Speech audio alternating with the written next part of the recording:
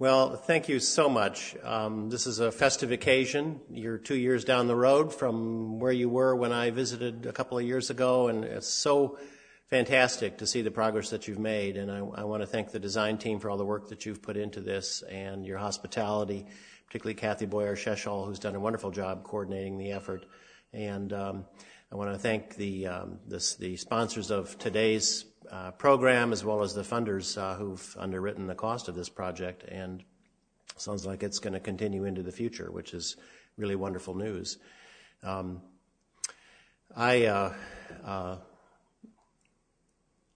from Bloomington, Indiana, which is close to Indianapolis, and when I come to Kansas City, it's really evocative of Indianapolis. I think that we're sort of like sister cities or something, because they're manageable cities, they're livable places, they're very progressive, and I'm just pleased to come here, and pleased to see the work of Mark and the fact that you've taken a regional focus around these issues, not only looking at kind of the urban issues, but addressing the small towns and the rural areas around the greater Kansas City as well, because this is an issue that affects us all.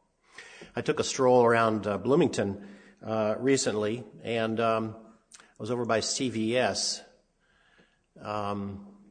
which if you want to know where the CVS is, it's across the street from the CVS.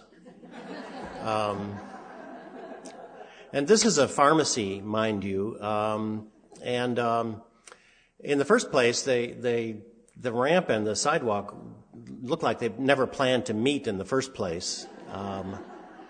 And obviously the guys that work in utilities were not talking to the guys that lay the concrete.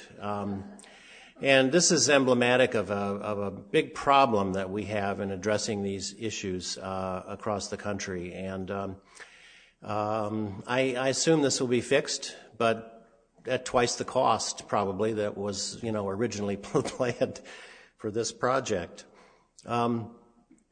Is there anybody in the room that's not aging? Kind of stealing Gene's joke there, I think. But usually there's some wisecracker in the back of the room that raises their hand, and that simple question obviously suggests that this is an issue that affects all of us, no matter what age we are. In a physiological sense, we start aging when we're in our mid-teens. The thymus gland in our chest, which is responsible for kind of fending off infections, begins to senesce. And so this is an issue that is not just germane to older people, obviously, and nor are older people the only experts about the process. We've talked to a lot of children in Bloomington over the years who have very strong opinions about these issues as well, and it's an important voice that needs to be heard. But one of the other obstacles that we have is this notion not only that we deny aging, but that we feel like we can sort of reverse it if we work hard enough. And whenever I hear the phrase anti-aging medicine, it really sort of raises the hairs on the back of my neck, and I think this is really not where we want to be in terms of addressing these issues. We do not want to deny these issues, nor do we want to assume the fantasy that we can reverse aging. And part of the problem is the discourse that we have around aging is that it's all about the body. And you only have to watch TV in the evening to know product after product after product that's advertised that has something to do with sort of addressing aging as an issue of the body. That's another problem that we have, I believe. And when we talk about the body, one of the things that we've done to that body is fragment it and not look at it from a comprehensive, holistic perspective, but to sort of give each body part its own specialist and its own medication and its own focus. You have a lotion for your elbow and you have a lotion for your knee. They're not the same thing. So not only have we fragmented the older body in the way we talk about aging, but we've fragmented our communities. There's a kind of a similar process going on, I think. And we've and Gene alluded to this, that back in the 50s we had this notion that of a home in the country where you could raise your kids, and your kids could have a bicycle and a dog, and we adopted a zoning pattern that separated all these important functions of life. You lived over here, you shopped over here, you went to school over here, you worked over here, and it was well-intentioned. The idea of sort of getting people away from smoky industries was a good idea.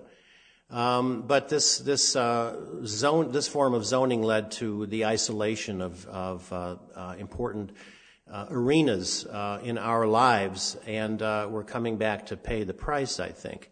We've created thousands of these kinds of developments where there's a lot of people living there, but there's not a store in sight. The houses are set back from the sidewalk with no real communication with the street.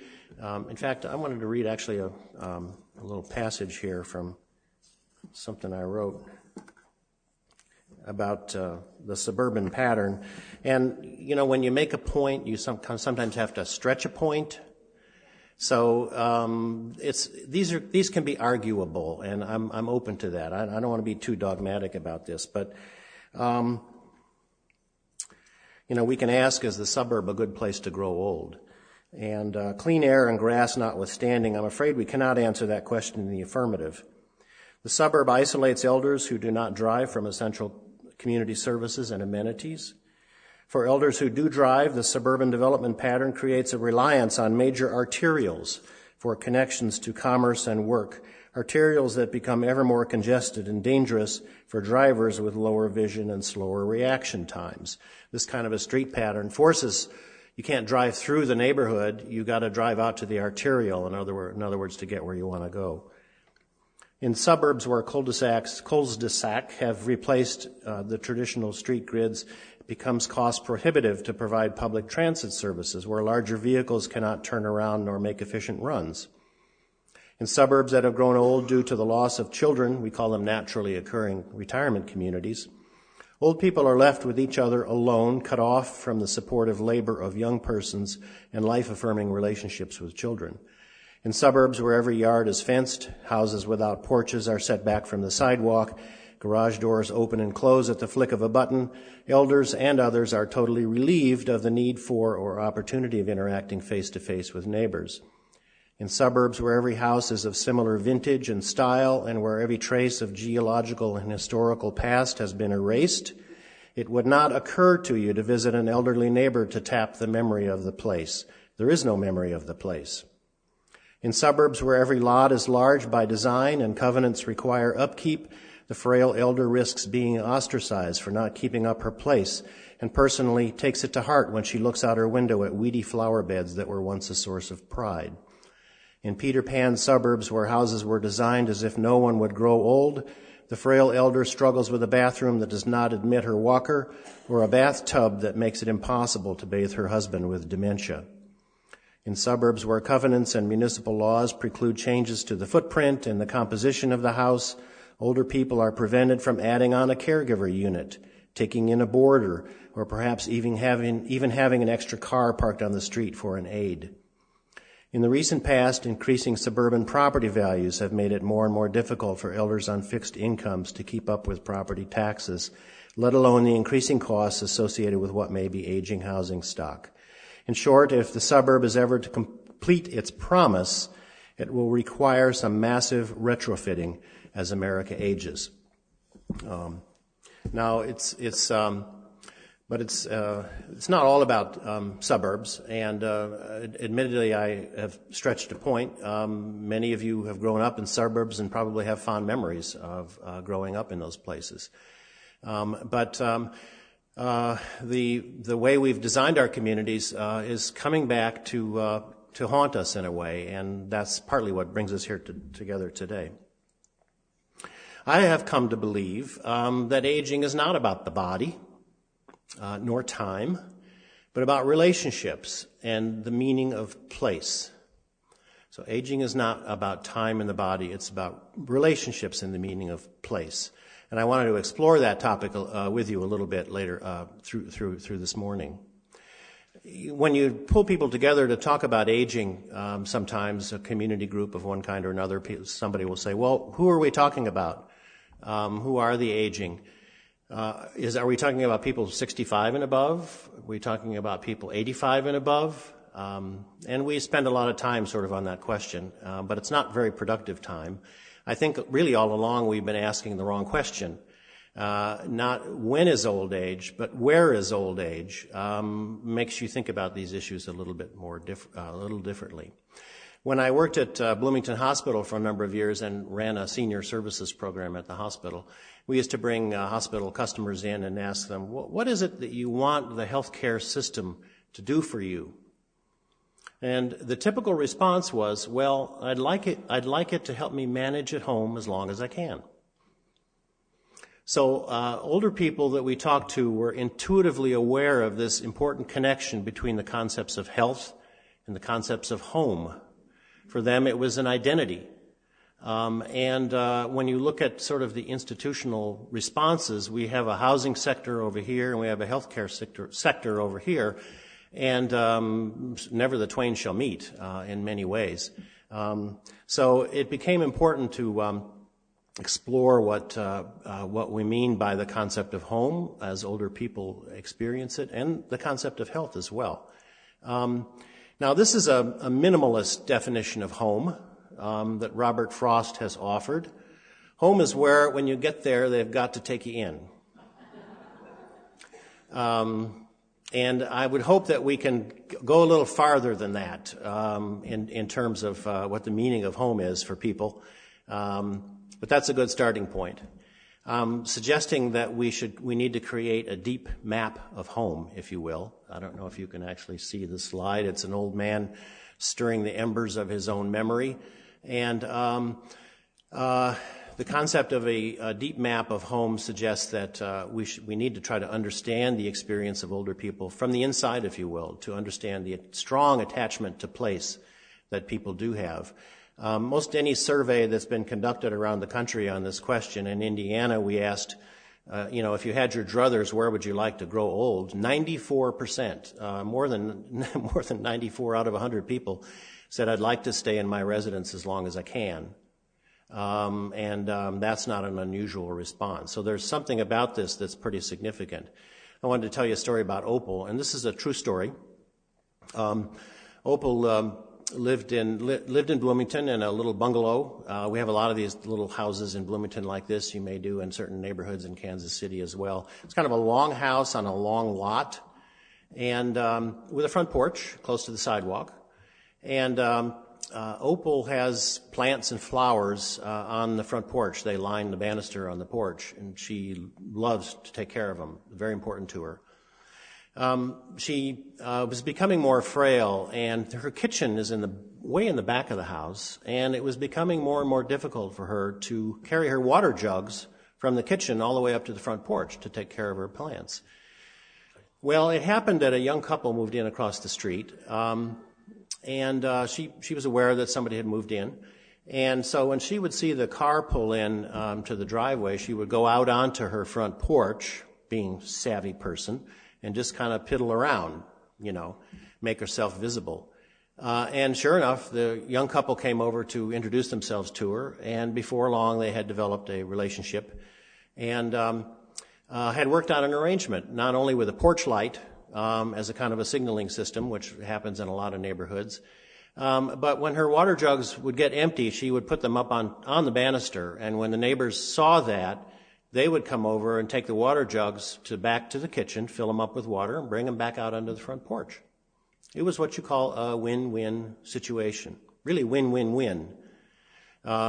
She was able to continue to take care of her plants and flowers, maintain the aesthetic that she had developed around her house. The young couple had an opportunity to meet an interesting old lady and get to know her. And the neighbors got to continue to enjoy walking past the flowers and the plants on their daily walks. So it was a wonderful, wonderful, wonderful outcome. It didn't take a grant. It didn't take a new service. It didn't take a new program. Really, all it took were the natural qualities of the neighborhood itself that allowed the relationship to develop. Now, if her house had been built back from the sidewalk or didn't have a front porch, or she were afraid to come out onto the front porch for fear of a drive-by shooting, which is a reality for a lot of older people in certain areas of the country, or if she came out onto the porch and really didn't see a lot of interesting, beautiful things to look at, she might have just stayed in her house, and in which case this never would have happened. She was savvy enough to know that she had to take some responsibility for creating a relationship, but the relationship evolved due to the partly to the physical qualities of the neighborhood itself. So home is not a shallow concept, it's a deep concept. Home is a repository of meaning for older people. And in our ethnographic research in Bloomington, we met older people who had been in their homes for 75 years. If you could imagine staying in one place that long, how you become attached to it. Home is a financial cushion for older people. You're kind of chary of wanting to mess around with that. That's probably one reason reverse mortgages really aren't that popular, because people just sort of worry about what's going to happen. They're worried about maintaining their legacy for their children. It's a very important financial cushion for older people. And most older people own their own homes, except in metro areas. It's power base. When you're in your home, you're on your own turf. When people come visit you, they're sort of in your territory, so it's a base for power. It's both for men and women, I think, the home is an aesthetic. It's a personal aesthetic. It's a reflection of who you are. Your own sense of self is engendered on a daily basis as you move through the house and see the dents in the woodwork that was caused by a bicycle, a tricycle, or pictures on the wall, or other significant pieces of material culture, if you will, that you experience as you walk through the house. It's a constant reminder of who you are. It's a practical support. Those of you who are in the aging network and have done visited older people in their homes know that sometimes they'll arrange their furniture in such a way that it assists them as they move through the house.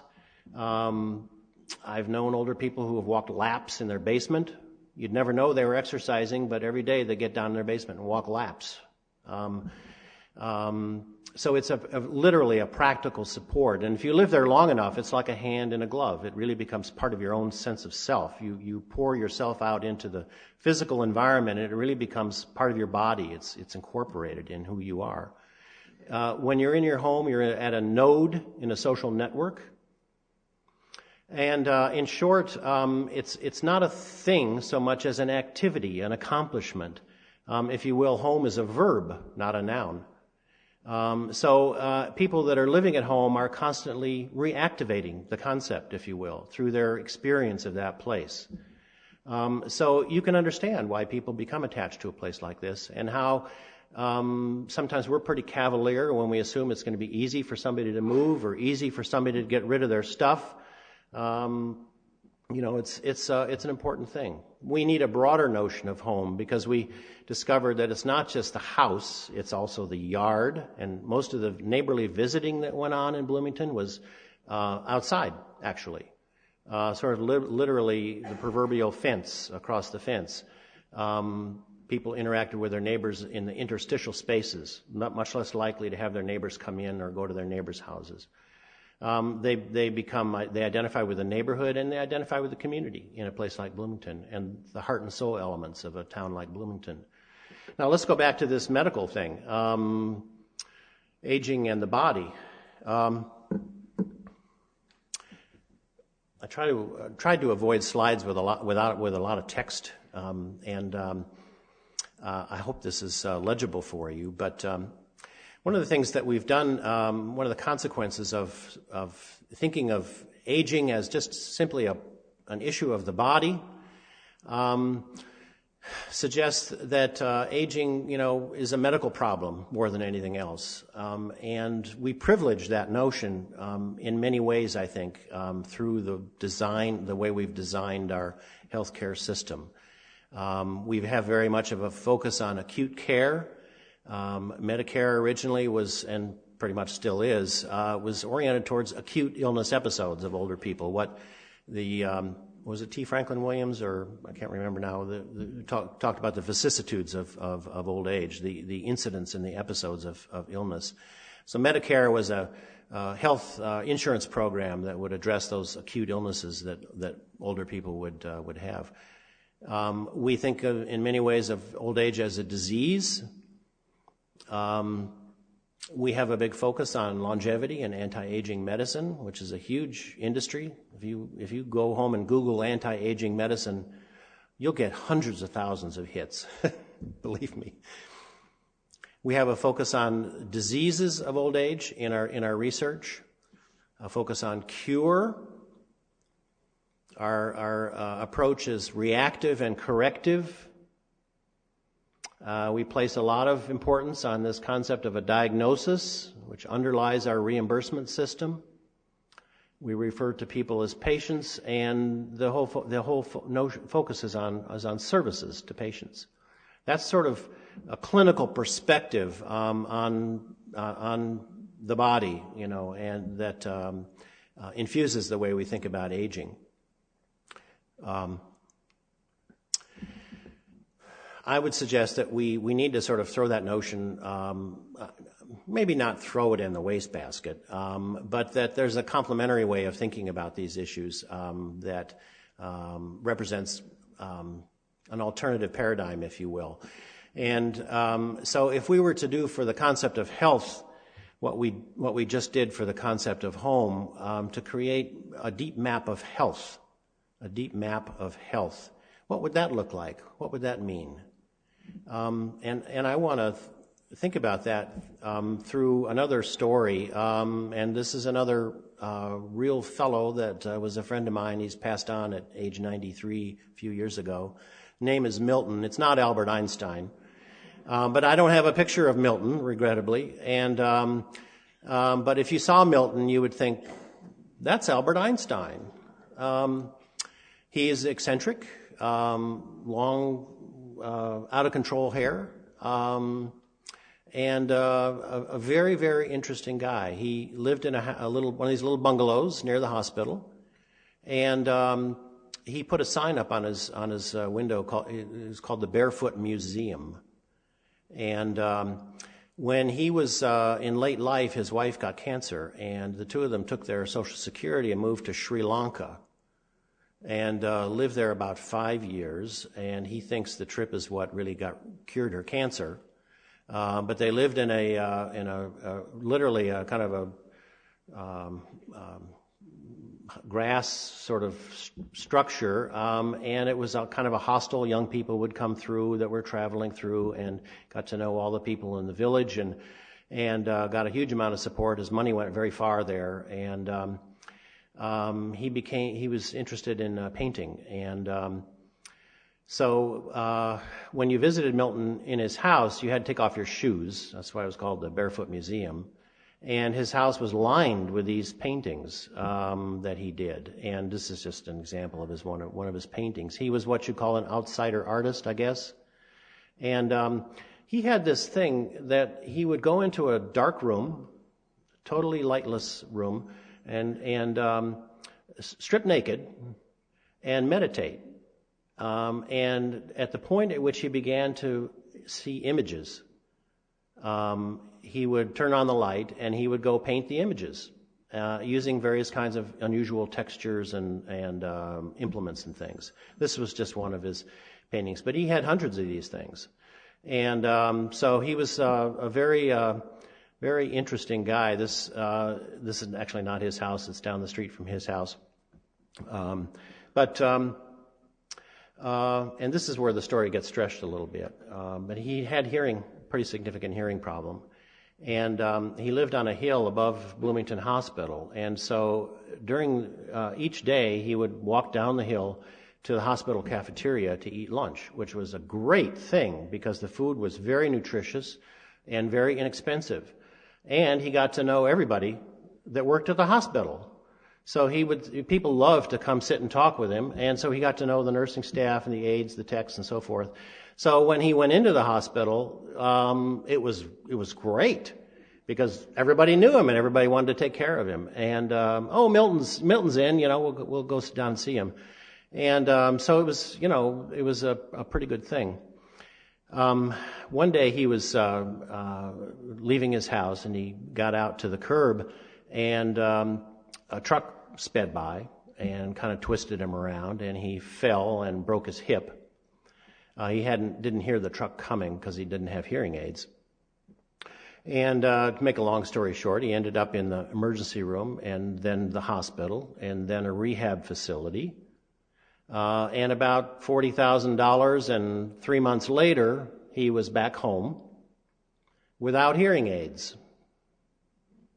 The reason is Medicare doesn't pay for hearing aids. I don't know if you knew that or not. But Medicare is a health insurance program, and presbycusis, normal age-related hearing loss, is not considered pathological. It's considered normal aging. And a health insurance program like Medicare doesn't pay for normal aging stuff. It just pays for illnesses.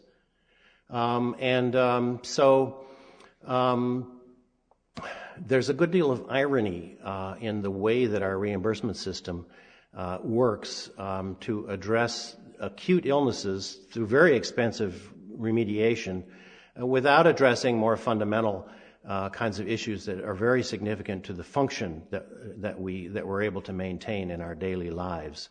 So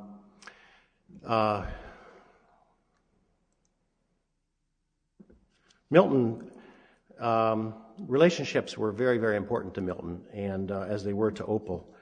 And in one of our notes from our field notes from our study, we would accompany Milton on just different walks around town, and Milton spends hours in the grocery store. You can try to imagine this interesting-looking guy stopping to greet children along the way who, when riding in the grocery cart, which he did, are at eye level with him from the electric cart in which he rides.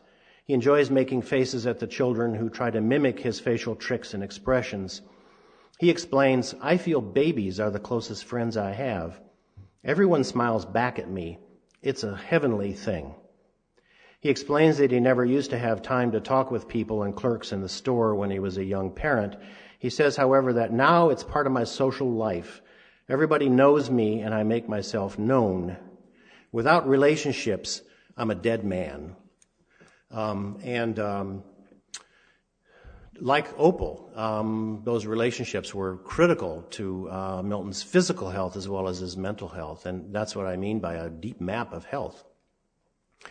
In the field of disability studies, this relationship between health and environment and disability and environment is sort of well known.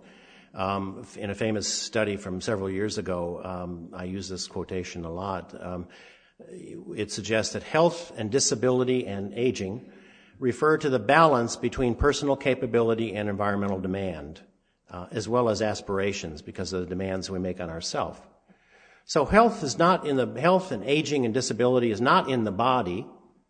It's in the relationship between the body and the environment. That's where it exists. And when you think about it, it politicizes the notion of health, doesn't it? It becomes a public policy issue. The issue of health, the issue of disability, the issue of aging becomes something that has as much to do with the environment as with what's going in on our bodies. So it's a sensitizing concept because it makes you realize that there's a lot to talk about here with respect to public policy and the concept of health and disability. Wendell Berry says it much more eloquently and shortly. This is one that I hope you'll remember, and I think you will because it speaks to this concept. Community is the smallest unit of health. Community is the smallest unit of health. So if you take that notion very, very seriously, you begin thinking about aging and health and disability and community in different ways.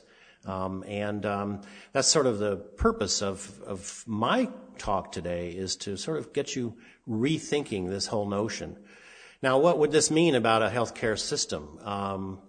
It would mean that we would be talking a little bit more about reimbursement for chronic care. That's basically fallen off the table in the public discussion about healthcare these days. That's just sort of gone. I should say that chronic care, reimbursement for chronic care, is usually at a much lower level. There's much less honor and glory in chronic care than there is in acute care. Occupational therapists get paid less than physical therapists. Occupational therapists work on this relationship between the body and the environment, this really significant thing. Physical therapists, there's a laying on of the hands, and we seem to appreciate the laying on of hands in our reimbursement system. Some of you, if you're in healthcare out there and take offense at some of these things, we can certainly talk about it. The former model, a clinical model, which I talked about as a disease model of old age, there's an alternative way of thinking about aging as a natural entropic process. Sort of things fall apart, right? Our focus would be on the quality of remaining years rather than on life extension. Our research we might spend more time doing research in the basic biology of aging than sort of disease-oriented research, which is where a lot of the funding goes. We might be talking more about care than cure. We might be talking more about prevention and less about correction. We might be talking about function instead of diagnosis. Think what our Medicare and Medicaid system would look like if the focus was on function rather than on diagnosis. It would be a serious difference, I think, in its appearance. I think personally more effective in promoting quality of life for people. Instead of patients, we're talking about members of communities. Instead of services or services only, we're talking about community development in a home and community perspective on these issues. So what does this mean about the work that you do, the work that brings us here together today? That it has something to do with creating good places to grow up and grow old, in Jean's phrase, or livable lifetime communities. Now, we do rely on organizations to create communities that work for older people. This is a map of a continuing care retirement community called Saratoga. I think I got this off the web, so I'm probably violating a copyright regulation. And I don't know if this is in Saratoga, New York. But it's kind of not an unusual thing that you might see. And it's a community that has, everything that you need. It's got a wellness center. It has housing as a community center. It has nursing care, all of those kinds of things. It sort of exists in a vacuum. You don't know whether there's any community around it. And the road over on the left is something O'Neill bypass. So I have a suspicion that it's not integrated into a neighborhood. I'm not certain about that. But it's okay. And a lot of people are looking for this. It's a place where you really get what you need. And that's a wonderful thing. And you can stay there as long as you live. And that's a very comforting thing as well. But it does cost you. And really most people would have difficulty paying for this. It has all the qualities that we look for in a community, but they don't come for free. That's one of the consequences. Several years ago, we had a focus group project talking to older people in 4 different cities around the country. We were asking them to bring a collage that describes an elder-friendly community. And a woman from Chicago brought this collage to the discussion group that she had made, obviously spent a little time working on it. And this was her idea of an elder-friendly community. Not bad.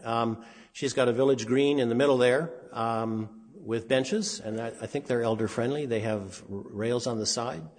She has a general store. She's got a grocery. She's got a nursing facility. She's got a library. She's got a recreation center, those kinds of things.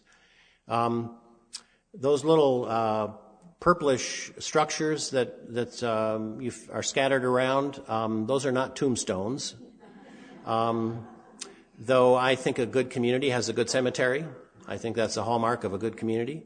They're actually cottages. And then there's congregate living as well, apartment buildings. And all the traffic, as you see, is relegated to the exterior. The car, except for delivery trucks, traffic doesn't come through there. So it's a very pedestrian-friendly environment. So it's not a bad rendition, kind of new urbanist in a way, if you think about it. And so it has some of those elements. And so in many ways, we're looking for the same things. And it's a question of how are we going to get there? Now, the 5 pillars that Gene talked about are kind of a variation on the 4 domains of an elder-friendly community that came out of another project. And you broke out caregiving as a separate pillar, so it's 5 pillars instead of 4. But it covers a lot of the same territory in terms of being in a community that addresses basic needs, that optimizes physical and mental health and well-being, promotes social and civic engagement, and maximizes independence for people who are frail or have disabilities. That's a framework for an elder-friendly community that a lot of communities around the country have used and find it useful. It doesn't say much about the built environment, but AARP of late has been talking a lot about the built environment, promoting the concept of livability, and talking about complete streets, obviously, and good sidewalks, building environments where people are in close proximity, walking distance to important basic services, drugstores, groceries, and so forth. And that's not far off from what the American Institute of Architecture has offered in its definition of livable communities. It's defined at a slightly more abstract level, but it has to do with creating communities that sort of designed on a human scale, where things are sort of within reach, if you will. It provides choices. It emphasizes mixed-use development, preserves urban centers, protects the environment, and offers good design as well. So these are places that are good to look at. And so there's a huge discussion, as you know, going on around the country about livability and what this means. And we sort of have to think about this concept insofar as it relates to an older population now and future older populations, because it's a ripe opportunity for us to really infuse that whole discussion with this whole issue of growing old and what that means. The opportunity is ripe for that. This is Kendallville, Indiana. It's a town in northwest Indiana near Fort Wayne of about 10,000 people. And it's struggling, like most small towns around the country, but it has a lot of the basic features that are necessary. And a friend of mine, Zach Benedict, who's an architect up there, took a map of a continuing care retirement community and superimposed it over the town of Kendallville. And you can see first how huge this CCRC is, and it's like walking almost from one side of town to the other to live in the CCRC. The CCRC has all the things you need, but so does the small town. The small town has at least the residue of all of these basic features and amenities that are offered naturally in the community. So if you're an older person and you live in a small town that has these basics, you can walk to the library. You don't have to pay to have a library in your assisted living facility. You can walk to the grocery store. You can walk to church. You can walk to the bank. Just the very amenities that are often built into these new communities to meet all our needs. But you can access these things by virtue of your own labor. So that's the basic difference. And we need to explore the potential of these kinds of towns to support the quality of life that probably they supported, back in the 40s. So what does it all mean? We're talking new housing options for people, new mobility options, and new choices in healthcare, and many of the things that Gene summarized that are going on in Kansas City address these very issues in very creative and innovative ways, something to be very proud of. So the organizations in the Kansas City region are really doing leading-edge work to meet some of these needs. What's it going to require? Well, it's going to require us to get out of our silos. Notice that the 5 pillars were cited as being interdependent. The 5 pillars are interdependent, which means that you can't really address one without addressing the other. Mobility, the location of senior housing is a mobility issue. Right? And these places, in turn, serve as material expressions of their collective efforts. So that if you go to a place, you can see whether this kind of work has been done. If we do a good job with this, we will achieve what Christopher Alexander, the famous architect, offers as a very important and simple design principle for a community. Old people everywhere. And that's a place I would love to live. A place no matter where you go, you're going to see old people. What a wonderful thing. We're very much of an age-segregated society now. And I think in terms of our responsibility to future generations as well, it's just as important to ask another question. This is from a Cat Stevens song, actually, who's now known as Yusef Islam. Where do the children play? And I think we need to ask that question of every environment that we create as well. And that includes environments that we create for older people. We need to ask these kinds of questions. So I'm going to stop there and get out of this program and turn it over to the next segment. So thank you very much. Appreciate it.